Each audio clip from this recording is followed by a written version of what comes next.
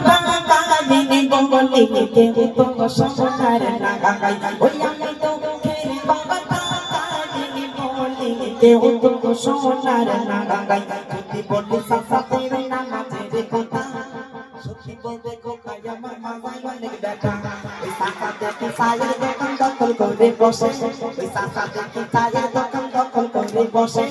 এই বাতাটা ধার ধারে না কত আছে বসে সাসা নামাজ কাঙ্গাল নামা বলো লাগে গেল ফিরে গেল মনে না ও সাসা নামাজ কাঙ্গাল নামা বলো লাগে গেল ফিরে গেল মনে না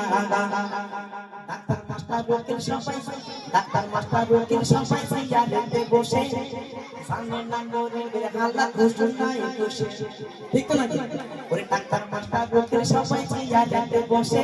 সামনে নম্বরের হাল্লা খুশি নাই খুশি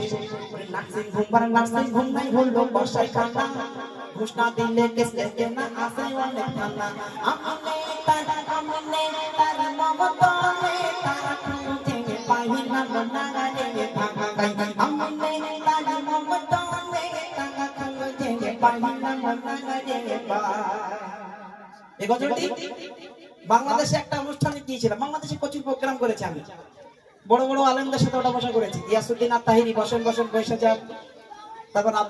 আব্দুল্লাহ আলামিন সাহেব ওনার সাথে করেছি হাফিজুর রহমান সিদ্দিকী কুয়াকাটা ওনার সাথে করেছি আমির হামজা যিনি এখন এমপি হয়েছেন ওনার সাথে করেছি তো এই গজলটা বললে হাফিজুর রহমান সিদ্দিকী আমাকে 4000 টাকা বকশিশ দিয়েছিল বলছে ভাই তুই যা গিয়েছিস জীবনে আমার ইতিহাস এরম লোক না ভাই বিশ্বাস করুন এরম লোক না লক্ষ লক্ষ লোক কুষ্টিয়াতে প্রোগ্রামটা করেছিলাম খুব ভালো লেগেছিল এই গজলটা মানে বাংলাদেশে কিন্তু বিরাট একটা আওয়াজ পেতাম ঠিক মারবা চিন্তা ভাবনা গাড়িটাকে একটু সাইড দাও ভাই গাড়িটাকে একটু সাইড দিয়ে দাও গজল বলছিলাম বলবো ওই গজলটাই হবে একটু সাইড দিয়ে দাও একটু মন আকর্ষণ করবে গানের সুর নয় আমি চেষ্টা করি গজলটা গানের সুর না বলা যায় কিন্তু ভাই মাঝে মাঝে সুর বুঝে পাওয়া যায় না বাস্তব জীবন কি বলবো ভাই আমার কি বলবো ভাই সমাজে রাজনীতির হাল কি বলবো ভাই সমাজে রাজনীতির হাল নেতা এখন ছাড়তে গেছে জনগণের চাল কি বলবো ভাই সমাজে রাজনীতির হাল নেতা এখন ছাড়তে গেছে জনগণের চাল যে তার আগে রাস্তা পাড়ি কল হয়ে যায় পাকা যে তার করে বলে খোকা পকেট আমার ফাঁকা আমি তার মহব্বতে টাকা খুঁজে পাইলাম না রে পাগা গাই আমি তার মহব্বতে টাকা খুঁজে পাইলাম না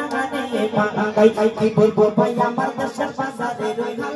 দিন দিন বাড়ে দিন শেষ কেমনে কি হালাল করে কানা বেগুন দামে আমি কিভাবে পাই কিনি জিএসটি তে ঘিরে নিল মুড়ি কিংবা চিনি আমার পেট্রোল ডিজেল সরি সার তেল দেহে না গারো পাই না গাই আইরে পেট্রোল ডিজেল সরি সার তেল দেহে না গারো পাই না একটা বিজেপি সরকার বিজেপি ওই যে আমাদের শুভেন্দু বাবু আছে ওর পরে আরেকটা মাল আছে কি ওই টাকলা মতন আছে কোর্টে কাজ করতে ছেড়ে দিয়েছে নামটা মতো জানি না কেন আমি রাজনীতি তো বুঝি না ও বলতে পারে মুসলমান দোকান থেকে কিছু খাওয়া না সবই ইরাক সবাই ইরান শুধু কি করেছে প্রণালীটা বন্ধ করে দিয়েছে ও যে এবার না খেয়ে মন তাতে সব আগ পাক করা শুরু করে দিয়েছে আর মুসলমানের কাছে খাবে না ওরে বুঝতে পেরেছো কি সব মানুষ করতেছে একদম শেষ করে ফেলে যাচ্ছে বুঝতে পেরেছেন চলে ধর্মগুরু ধর্ম ছেড়ে করছে দণ্ডবাজি আমি হাক্কানি আলেমের কথা বলছি না কিন্তু হাক্কানি আলেমের কথা এখানে বলি না কি বলছি শোনো ধর্মগুরু ধর্ম ছেড়ে করছে দণ্ডবাজি